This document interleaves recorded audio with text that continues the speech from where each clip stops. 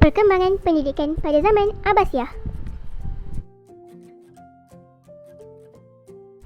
Perkembangan pendidikan pada zaman Abbasiyah lebih pesat berbanding daripada zaman Bani Umayyah. Hal ini disebabkan oleh kerajaan Bani Umayyah yang sentiasa dilanda dengan masalah pemberontakan, khususnya daripada golongan Syiah. Keadaan ini tidak memberi ruang kepada khalifah untuk memberi perhatian kepada pendidikan. Mereka menumpukan perhatian kepada urusan penyebaran Islam dan mengukuhkan kedudukan dengan membuka wilayah-wilayah baru.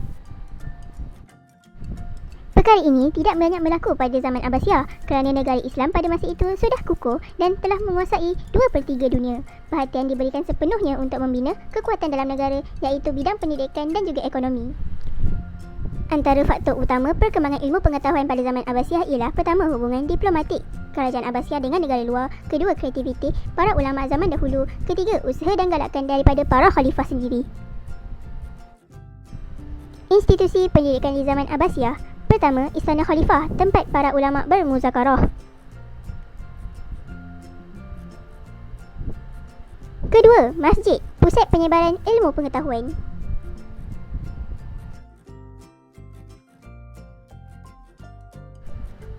Ketiga, perpustakaan, pusat perkembangan ilmu pengetahuan. Keempat, pusat pengajian, tempat menuntut ilmu pengetahuan.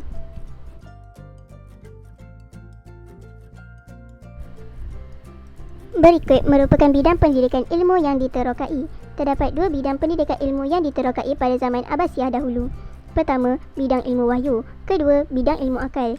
Dalam bidang ilmu wahyu, pertama ilmu tafsir. Ilmu tafsir dulunya wujud dengan tidak bersusun. Yahya bin Ziyad al-Faraq menyusun semula mengikut susunan surah di dalam kitab Ma'ani Al-Quran. Pembaharuan dalam ilmu ini diteruskan dan dilakukan oleh Ibnu Jarir At-Tabari dalam kitab Tafsir At-Tabari. Kedua, ilmu hadis. Pada zaman Abbasiyah telah munculnya pakar-pakar hadis seperti Al-Bukhari, Al-Muslim, Abu Dawud, At-Tirmizi dan juga Ibnu Majah. Ketiga, ilmu fiqh. Pada zaman Abbasiyah juga telah muncul 4 ulama muktabar yang mengasaskan mazhab fiqh yang seperti kita dengar sekarang, mazhab Maliki, mazhab Syafi'i, mazhab Hambali dan juga mazhab Hanafi. Terdapat ramai ulama juga yang muncul pada zaman tersebut seperti Al-Qadi Abu Yusuf, Sahnun, Al-Mawardi dan juga Ibnu Qudamah. Keempat, ilmu tauhid. Terdapat di kalangan umat Islam yang merujuk falsafah Yunani sebagai rujukan akidah.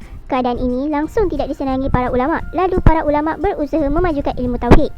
Antara tokoh ilmu tauhid pada masa ini iaitu Imam Abu Hasan Al-Ash'ari dan juga Imam Ghazali. Dalam bidang ilmu akal pula, pertama ilmu matematik. Tokoh ilmu ini ialah Muhammad bin Musa Al-Khawarizmi. Pencapaian yang diperoleh dalam bidang ini ialah pertama, sistem angka dalam abjad Arab dapat diperkenalkan. Kedua, beliau memperkenalkan bilangan sifar dalam sistem angka. Ketiga, mencipta formula matematik sehingga digunakan pada masa kini, contohnya trigonometri dan juga geometri. Kedua, ilmu falak. Tokoh bagi ilmu ini ialah Al-Battani. Pencapaian yang diperoleh dalam bidang ini ialah beliau dapat mengukur jarak antara bumi dan matahari. Kedua, membuat jadual pergerakan bulan dan bintang. Ketiga, mencipta astrolat, alat pengukur sudut. Keempat, menjelaskan sistem geologi bumi seperti pengaruh bulan dan matahari terhadap pertukaran musim. Ketiga, ilmu kimia. Tokoh ilmu ini ialah Jabir bin Hayyan.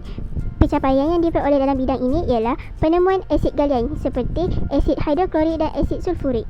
Kedua, teori penghasilan petroleum dan alkohol. Ketiga, membaiki proses pembuatan kaca. Keempat, ilmu fizik. Tokoh bagi ilmu ini ialah Hasan bin Haitham. Pencapaian yang diperoleh dalam bidang ini ialah beliau dapat menyukat kelajuan cahaya. Kedua, dapat mencipta cermin mata. Dan ketiga, menjelaskan tentang lapisan mata serta proses penglihatan berlaku. Kelima, ilmu geografi. Tokoh ilmu ini ialah Syarif Al-Idrisi. Pencapaian yang diperoleh dalam bidang ini dapat menghasilkan peta dunia dalam bentuk glob. Kedua, memberi ukuran tepat tentang keluasan bumi. Yang terakhir, ilmu perubatan. Tokoh ilmu ini dipelopori oleh Ibnu Sina. Pencapaian yang diperoleh dalam bidang ini ialah pertama, menjelaskan kesengkuman dalam penyakit. Kedua, dapat mencipta ubat untuk penyakit kronik.